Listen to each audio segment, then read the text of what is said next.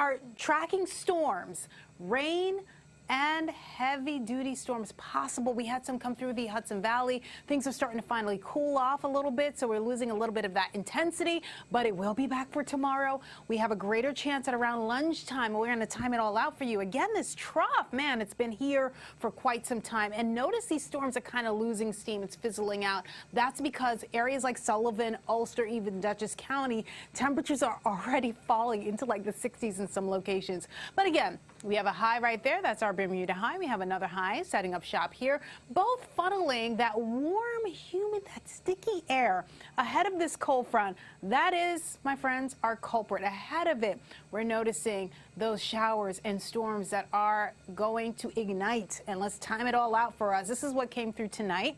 So that was that last cell that we just mentioned that brought down some trees, some power lines, and possibly caused some power outage in some spots.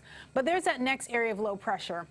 And this is where we can get those strong winds. This is like a wind-driven storm. Take a look at that well-defined line. Very organized here. This is around lunchtime. So you want to grab lunch, maybe bring it with you, come in early, allow extra travel time for your commute. Your morning commute right now looks okay, but can't rule out some showers and storms then, but a greater chance at around lunchtime and beyond up until about the 4 to about 6 o'clock hours. And once it passes through, again, we have a lot of concern in terms of those heavy downpours, strong gusty winds. Those outflows could be really dangerous, could pull down those trees, that's for sure. So taking a look, rainfall totals, I know it doesn't really look explosive right now.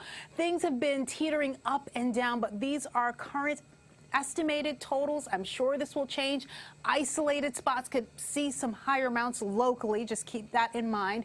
And, you know, we've been heading to the pool. We've been heading to the beach to cool off. Just remember, if you hear thunder and lightning, you see lightning, you want to head indoors. Avoid open fields. You also want to stay away from tall objects because they could come tumbling down.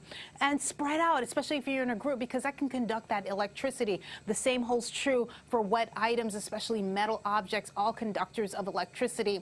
In addition to thunder, lightning, and those strong damaging winds, hail is also on the table. Tornado risk is on the lower side, but it's something that we're going to continue to watch because with these cells, sometimes I'm seeing a little bit of that curvature that could cause that rotation, so we're paying close attention to that. Now take a look at that jet stream. Once that storm passes through, drier, less humid air.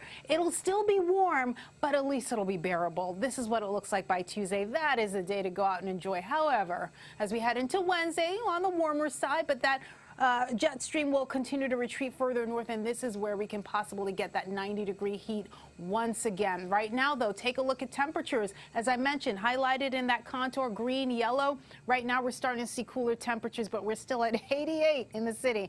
There's a look at what's to come, and we'll top out at around 91.